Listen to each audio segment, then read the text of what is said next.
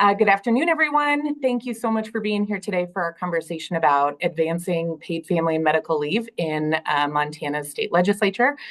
My name is Kylie Gursky. I'm the director of the Women's Foundation of Montana, and I'll be moderating today. So just to share a little bit about the Women's Foundation, our goal is for individuals across the state to have the tools and opportunities to build a life and shape a future for themselves that isn't held back by their gender. So our work primarily focuses on grant making. And since 1999, in our founding, we've granted over $2 million to organizations across the state working to improve the lives of women and girls. I know 3 of those organizations are planning on joining us today. 2 are co-hosts of this event, Montana Budget and Policy Center and Rocky Mountain Women's Business Center. And I think we also will have someone from Healthy Mothers, Healthy Babies joining us today to speak to this issue. Paid family and medical leave aligns with the Women's Foundation's work to advocate for policies that advance economic equity and security for women and families. So share just a little bit of framing about paid family and medical leave before we introduce our panelists. I want to just speak to how critical it is for the well-being of families in Montana. Women, who are often the primary caregivers in families, disproportionately bear the economic consequences of unpaid leave. And women's access to economic opportunity, the ability to balance paid work with unpaid care work is really critical to improve financial independence, to narrow the gender pay gap and the wealth gap that exists for women in Montana. So access to supportive policies like paid family and medical leave helps ensure that women can fully participate in the labor market without compromising their health or their family's needs. This has the added benefit of leading to a stronger economy and a more resilient economy, which everybody can enjoy. The Women's Foundation, like I mentioned before, is hosting this conversation with the Rocky Mountain Women's Business Center and Montana Budget and Policy Center. And before I introduce our panelist, Cassie, I just would love to have you introduce yourself and share a little bit about the Rocky Mountain Women's Business Center. Awesome. Yeah, thanks for having us. I am Cassie. I'm the program director of the Rocky Mountain WBC. We are partially funded by the SBA, the Small Business Administration, to provide business advising services to underserved communities in Montana, particularly women and those in rural areas. We do that through one-on-one business coaching, online learning events, creating community, and overall just creating opportunities for women. Sorry, I'm in a little bit of a louder space than I planned to be in. So we're just happy to be part of this conversation and opening opportunities for women to learn about how to move the ball forward. So thanks for having us. Great. Thanks, Cassie. I'm thrilled to introduce our speakers then today. Each of them bring a unique perspective on this critical issue. And I'm just excited and grateful that you all took the time to be here. So first is Heather O'Loughlin, who is the director of Montana Budget and Policy Center. I'll use MBPC for short on that one. So MBPC provides in-depth research and analysis on budget, tax, and economic issues. Their mission is to advance responsible tax, budget, and economic policies through credible research and analysis in order to promote opportunity and fairness for all Montanans. NBPC and specifically Heather O'Loughlin and Rose Bender advocate for policies at the state legislature to ensure that everyone can share in Montana's prosperity. They produce reports, including the 2024 Status of Women in Montana, Advancing Policy for Economic Equity report, and make policy recommendations on a range of issues that just create a fair opportunity for everyone. Paid family and medical leave was one of the many recommendations in the Status of Montana Women report, and they've been working on this issue for a number of years. Also joining us is Senator Derek Harvey, who is from Senate District 37, which is Butte. Derek Senator Harvey is the sponsor of paid family and medical leave this session, was also the sponsor of the bill in the 2023 legislative session, and is a champion for workers' rights in and out of the state legislature. So we're just really, really grateful to have you here with us, Senator Harvey. And Chelsea Rice owns Montana Book Company here in Helena, and brings a small business perspective on the importance of paid leave for employees and employers. Chelsea is also just a very active community advocate, and I was really grateful to hear her perspective yesterday during the rally for Montana Medicaid in Helena. So thanks, Chelsea, for all of your work. So with that, I have a first round of questions to kick us off. And unless there's anything that our panelists want to add to their introduction or context, or I'll give you the opportunity to do that before you answer the question, if that works. Great. Okay, so the first question, Senator Harvey, I'm going to kick it over to you. As the sponsor of the bill, can you just share with us why paid family medical leave is important to you? Yeah, thank you, Kelly. Really what got me into the legislature is taking care of Montana's workers and families. Being a firefighter, I unfortunately get to see the goods and bads of my community. And I've definitely been able to see how programs like paid family leave can really change people's lives. In my profession and my partner's profession, we were afforded paid family leave when we had our kids. I have a 5-year-old daughter and a 9-year-old daughter. And so this was just a natural fit for me. It's something that, I care about and that I believe all Montanans deserve.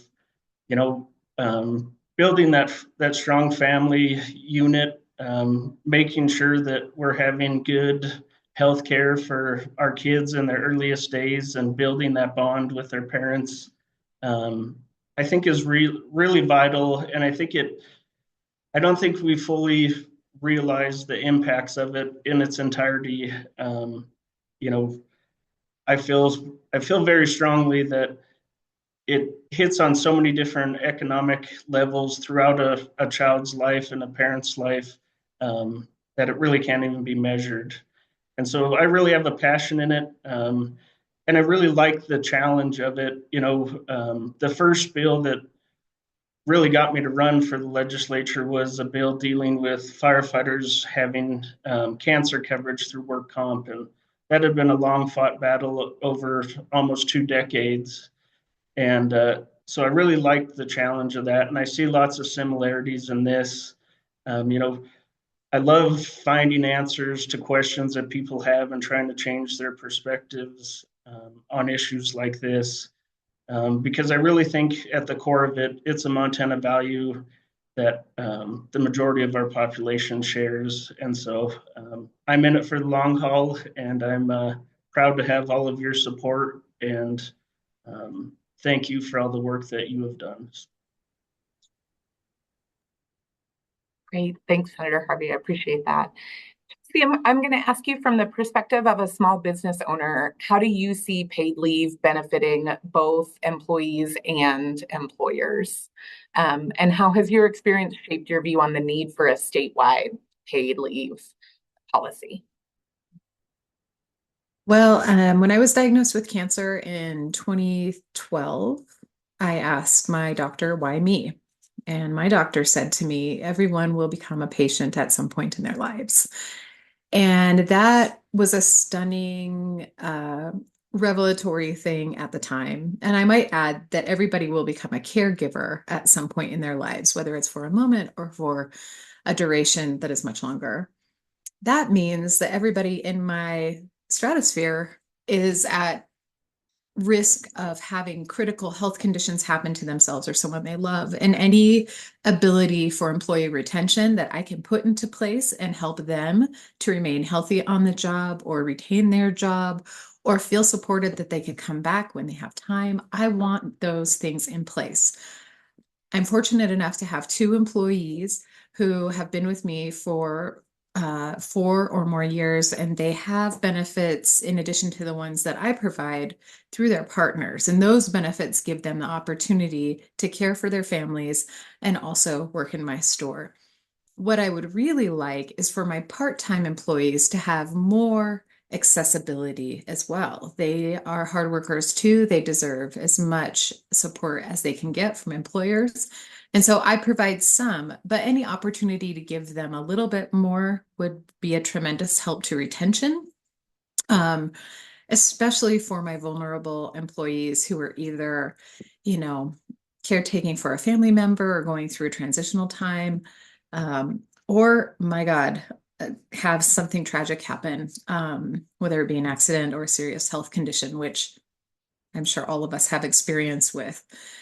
So I'm looking at this from an employer standpoint with like retention, offering a package that can help my employees remain engaged in the workforce, and also from a perspective of care, which I think is part of the reason why some businesses are more successful in employee retention than others.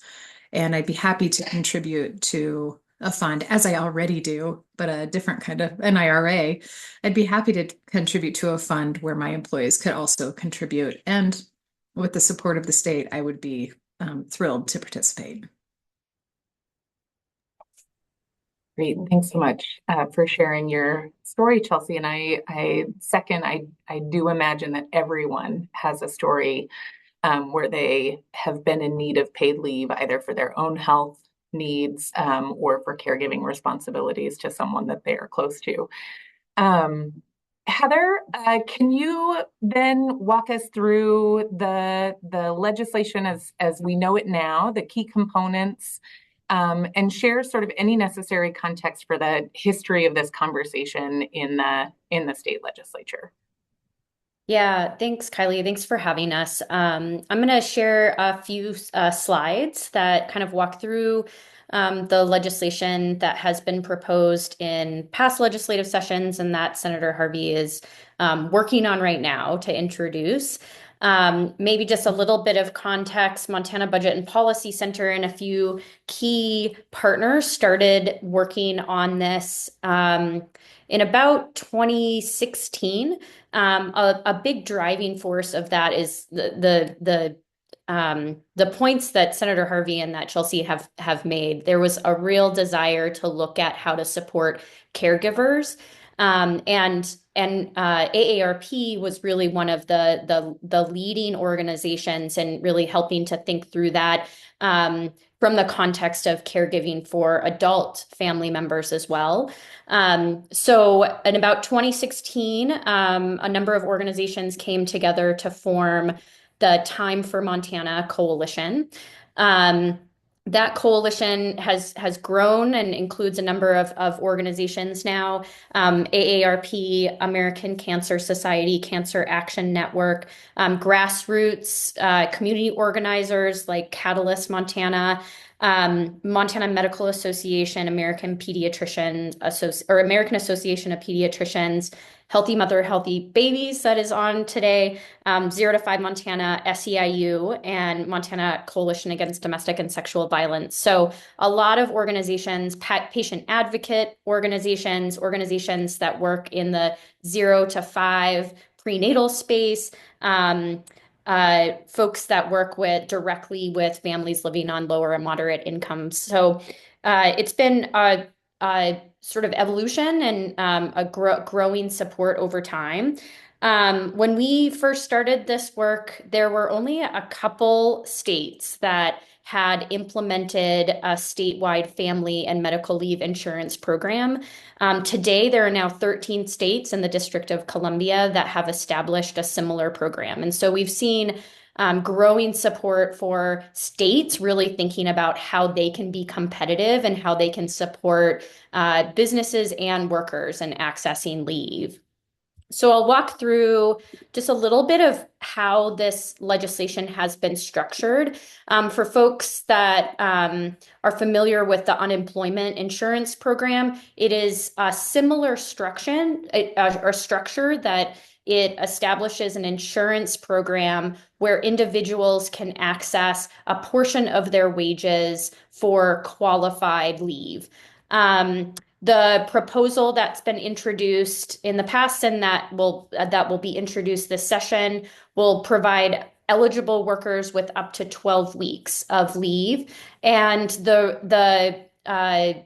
the reasons for that leave largely mirror the Family Medical Leave Act, or FMLA, on a federal level, which provides some workers access to unpaid leave to care for themselves if they have a serious illness or injury, to care for a family member with a serious illness, or to provide leave for welcoming a new child into the home.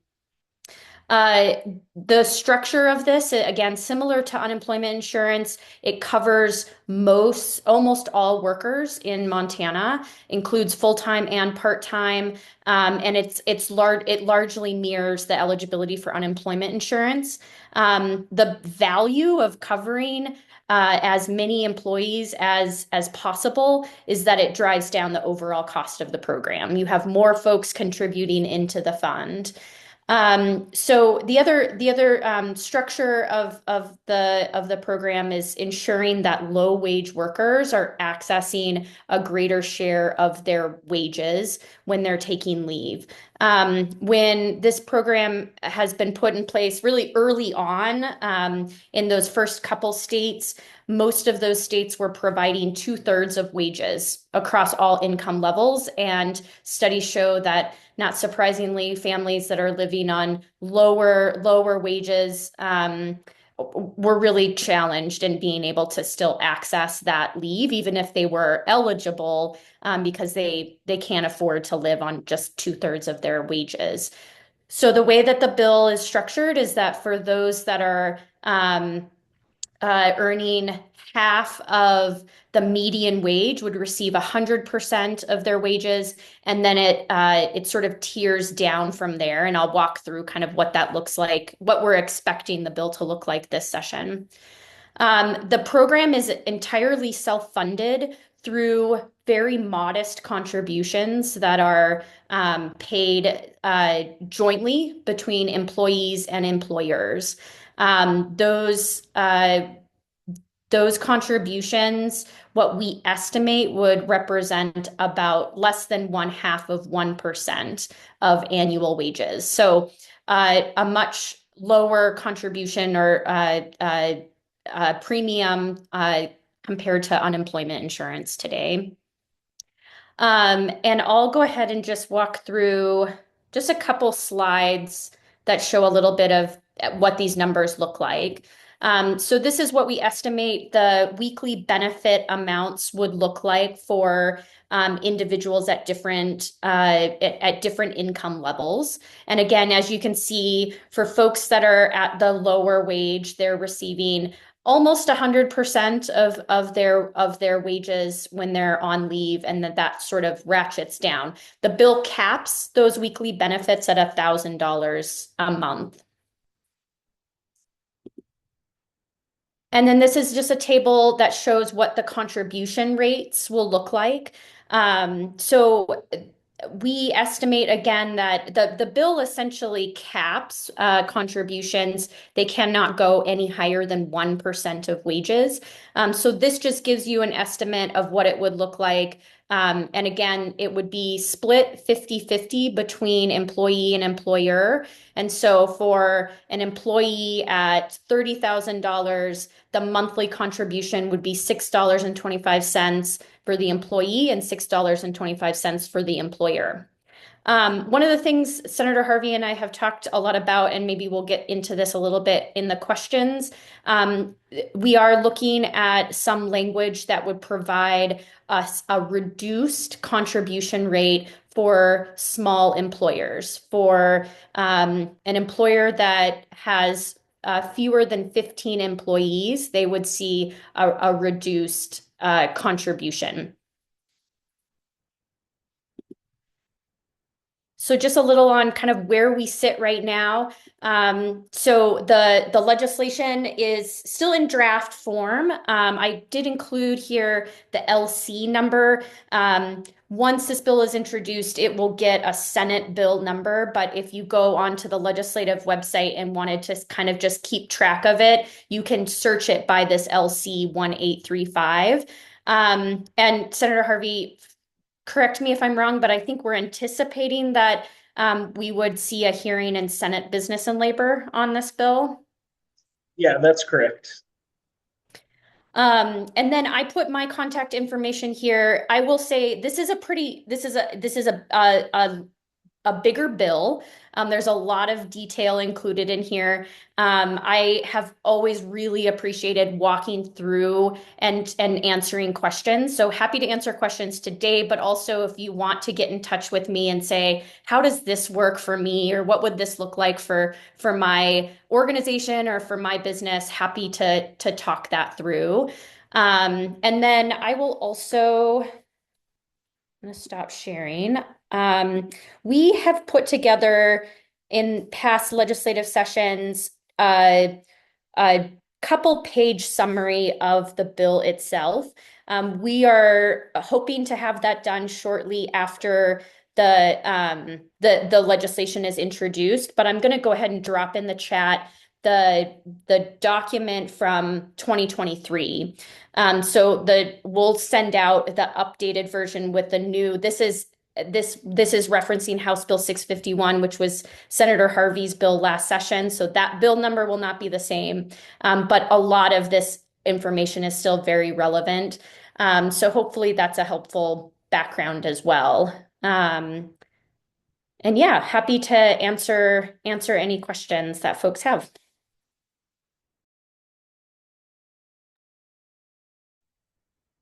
Well, I'll let people think about their questions. I have a couple of questions for our panelists. The first one for Senator Harvey, I'm curious how you worked to gain bipartisan support for this bill. I think support has grown over the last several years that you and advocates have been working on it. I'm just wondering what's been persuasive with your colleagues in talking about the need for paid family and medical leave. Yeah, thanks, Kylie. Really, the big thing that I think has opened up the conversations is not being shy about how big a program this is going to be. Recognizing that and being truthful about the size of this program and comparing it to unemployment has really been a way that I'm able to open up conversations. I felt that, many times it would get downplayed and we'd try to not talk about how big a program it is. And I really think once I recognized that and was open and truthful about, we're pretty much standing up a parallel to unemployment and making the comparisons to that, I feel that really helped to expand on the conversations. The next approach that I feel has worked well is going back and listening to the old committee hearings. The opposition hasn't changed a whole lot over the years. And I really think when we had our hearing last year, the team did really good. We were able to attack and go and answer everything that the opposition brought up. And I really think that helped move things along. Also, coming out of COVID, just addressing how much the work environment has changed since COVID, with all the access to, work from home jobs and how that's pulling from small business in Montana, especially if there isn't a benefit like this. To me, people have more of an appetite than ever to make sure they're in a job that is comfortable for them and a job that provides and supports them. So putting this out to employers as this is a benefit that the state can help with and that we should be helping with, so we can keep employees in small Montana businesses. And another big point, I guess, last thing that there was always fear about, and it's a fear about every bill, is the funding. And having it be self-funded through the program and not coming out of the general fund or pulling from other sources has been another great conversation starter to make it more bipartisan. Great. Thanks, Senator Harvey.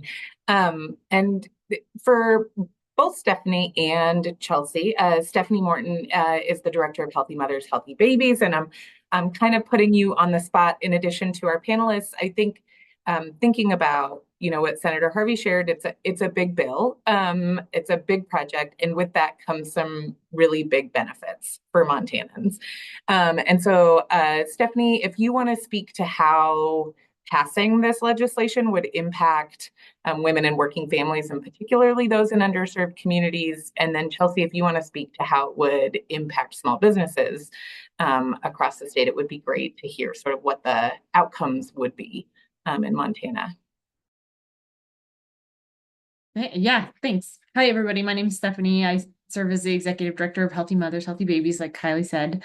Having a paid family leave program, there's so many different ways that this is impactful for families. And some of the best ways that I know about that are when I'm talking to folks who are providing supports to families in that, pregnancy and immediate postpartum period. It is a very common refrain of, having to go back to work in order to provide for your family. Way sooner than what a family is comfortable or able to, and vice versa. A lot of those families don't even have the option to go back to work because they don't have childcare. And, we know that childcare is something that's really difficult to access in general, right? If it exists, it's expensive, but a lot of it doesn't have. This is even worse for very young children, infancy. And so they've got a lot of different things that are stacked against them as they're trying to figure out, how do we make this economically, and how do we also have enough time to do the necessary bonding and connection and healing, all of those things, learning how to have a family, have another member in your family, whether that's your first time or your fourth time, like it's different every single time, and having this be accessible to folks in lots of different income brackets is so important, because it is disproportionately those women and families at the lower income brackets that are not able to stay home, and you're talking 10 days, 2 weeks postpartum, return to on your feet work, and that's just physically and emotionally wrecking for many of them. And so it's a deep impact in that way for the folks that I represent.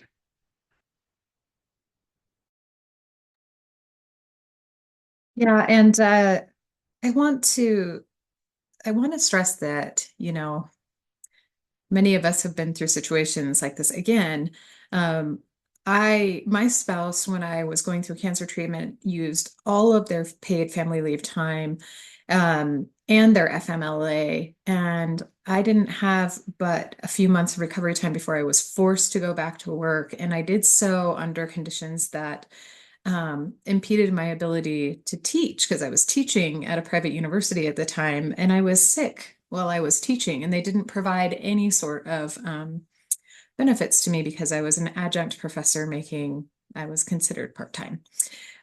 So with that personal experience, I do know that I feel like I come to my employees with a little bit more of like a very progressive approach to what we do, because I want them to stay. And I ask my employees when they come to me, why are you applying for this job? You owned a business in Butte. One of them started and owned a business in Butte and then relocated to Helena. One of them left a full-time job to come work for me.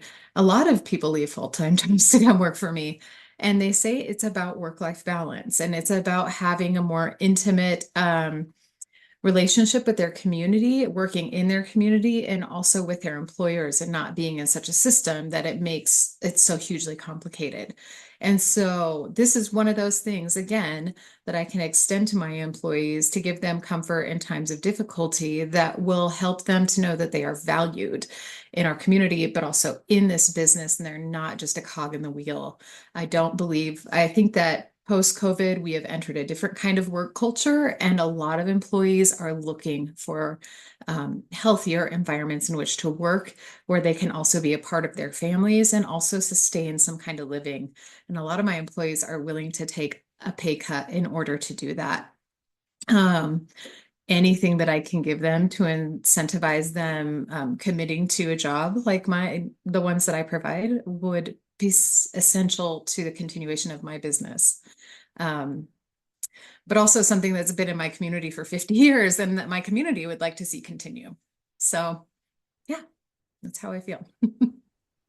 Thanks, Chelsea. I know sometimes the conversation around like how will this absolutely necessary benefit small business employers can feel maybe a little clinical about the very real needs that workers in Montana have to take the time to prioritize their health, to provide the care that their families need, and a state policy helping you be the best employer that you can be, and being able to provide genuine care for the folks that you're invested in as people is just very valuable.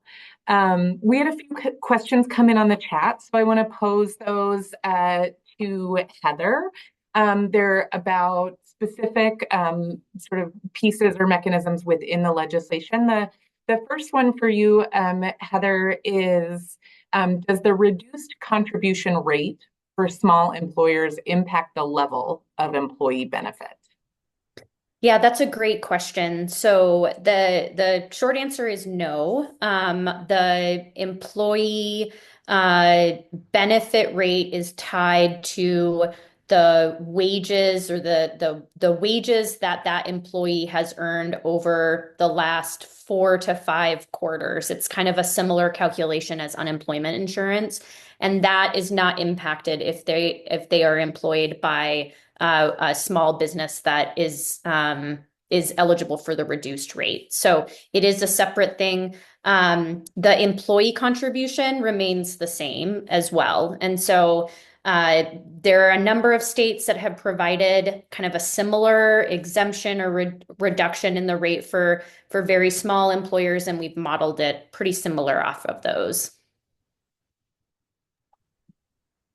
Great. Thanks, Heather. Another question that came in on the chat is a question that asks if this is something that an employee can build up so it's accessible for future pregnancies. Yeah, that's also a good question. So it doesn't, there isn't necessarily a way to build up for it, but what I think is a great feature of this program is that employees are eligible kind of right away. And so the way that most states have structured it is that you have a time period where the state is collecting the contribution, similar to like the unemployment contributions. And once the fund is financially sound, then the state will begin to allow eligible workers to access the benefits. So the Department of Labor and Industry has estimated that period of time to collect the fund would be somewhere around 6 months. It really kind of depends on what the contribution rate would be. And then at that point, workers can access it. So you don't have to be paying into the fund for a certain period of time or be employed by your employer for a certain period of time. As long as you have eligible wages and you're an eligible worker, you can access those benefits once the fund starts. Great. Thanks, Heather. And Jan, do you want to go ahead and ask your question? I saw that you had your hand up. I would. Thank you. I was not quite sure of the process. Really great news about this bill, and thanks to everybody working on it. I had a couple of questions, and I just want to affirm Chelsea's experience when I was teaching at MSU, also as an adjunct faculty.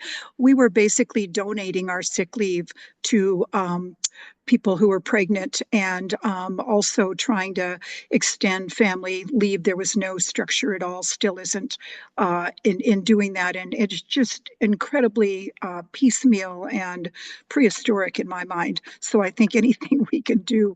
But I was thinking also, because the teachers' adjunct unions, which I was involved with, the affiliated faculty of MSU, might be a very interesting outreach strategy to bring in additional people. And that allows me to ask the second question about, or it's not a question, but the second point, which is about how does this bill particularly impact seniors or older caregivers, people that are giving care? Because I think that's another audience, in addition to the really important role of childcare at the earliest stages of bringing children into the world. But I'm thinking that's a whole area, certainly for our membership, Big Sky 55, a number of other groups that we work with, AAUW, might be very, very interested in possibly joining your coalition, if that's appropriate, and also just reaching our members. So thanks. Yeah, and I'm happy to start, but if others want to chime in, yeah, it definitely is a big issue, particularly with Montana's sort of aging population. I think that this topic has really resonated with a number of policymakers that may have their own experience with caregiving responsibilities for a family member.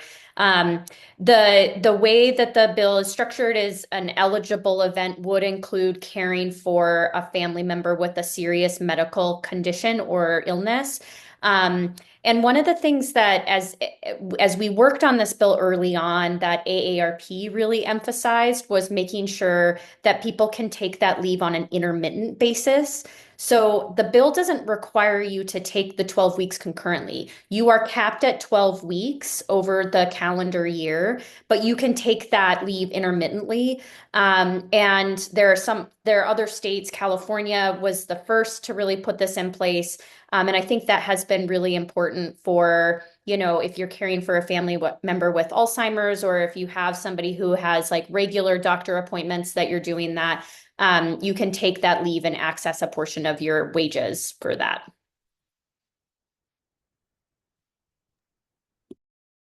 Great. Thanks, Heather. Carly, I see your hand up. Would you like to go ahead and ask your question? Yes, thank you so much. I am very much looking forward to this bill, and we appreciate all of your time and efforts to put this together. Just a couple of questions that I had. When promoting this bill, are you talking about kind of the low cost this is for retaining employees? Because I think too far often do we think about, the importance of new employees, but that is a very high cost to employers. I know that one of the healthcare businesses we've worked with, I think they've estimated new employees cost them about $30,000. And I don't think there's enough conversation around retention. And so I just wanted to confirm that that's a part of it. I know that's something that we will be talking to our legislators about.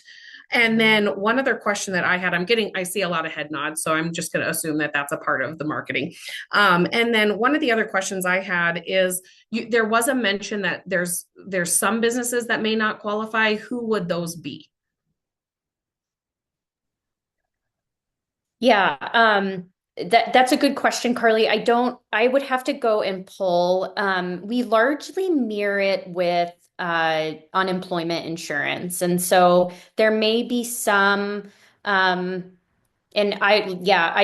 I answer, I should really get you a clear definition of it. But this is capturing most employers, and therefore their employees. It would include seasonal workers, part-time workers. So most employers are captured.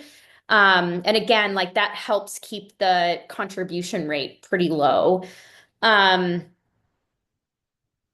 was going to say one other thing, and now I can't remember was there another part to that question? I think I was just wanting to make sure, like nonprofits, for example, were not one of those excluded, which we qualify for unemployment. So that's that, because there's a ton of nonprofit employers who I think that this would benefit. Yes, yes. So nonprofit employers would also would also be covered. I think probably the two exceptions that are included in the law, one, federal employees would not be covered. The state can't mandate something to the federal government. And then tribal entities, tribal employers, um, uh, recognizing tribal sovereignty are also excluded, although we have been having some conversations. There's some states more recently that have included an opt-in process for tribal governments to participate in the state program. So we're considering that. And then the other like big kind of sector that's out there is self-employed. So self-employed are not automatically covered, but there is, again, a mechanism where a self-employed individual can opt into the program, pay the contributions in, and then can become eligible to access a portion of their earnings to take leave. Thank you. Great. Thanks, Heather. Thanks for your questions, Carly. Any other questions from the audience for our panelists?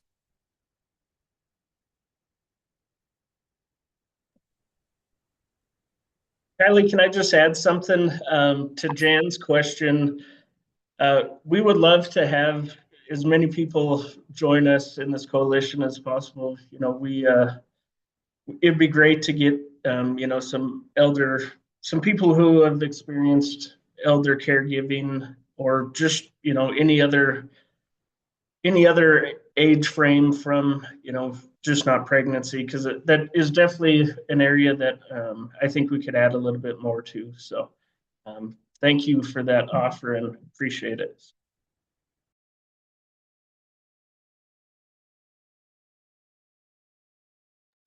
Thank you, Senator Harvey, and thanks for your comment, Sarah. I guess what I'll just I'll sort of wrap us up and invite any last comments or thoughts from our panelists. And then Heather, if you want to talk about ways that people can get involved and who to talk to about questions you have about how to get involved, how to monitor the progress of the legislation, and maybe what you're specifically looking for as far as sort of strategies to help us advance this really, really critical legislation moving forward. That would be great to just walk us through. Yeah, and thanks, Senator Harvey, for answering Jan. Sorry, Jan, I didn't answer the second part of your question, but absolutely, I really would love to have additional folks to share their perspective on this. The bill hasn't been introduced, but I think we can keep this whole group posted, Kylie, maybe through just updates that we can share with you and Cassie that you can get out. The hearing will be open for proponent testimony, and we'd love to have as many folks as possible to attend and provide their perspective. The legislature is, again, giving folks the option to provide remote testimony. So that's sort of a new website, new process to sign up for that, but know that that is also an option as well. And we can keep everyone posted as a hearing is scheduled. And I think the best, I included my email address, montanabudget.org, also has my contact information.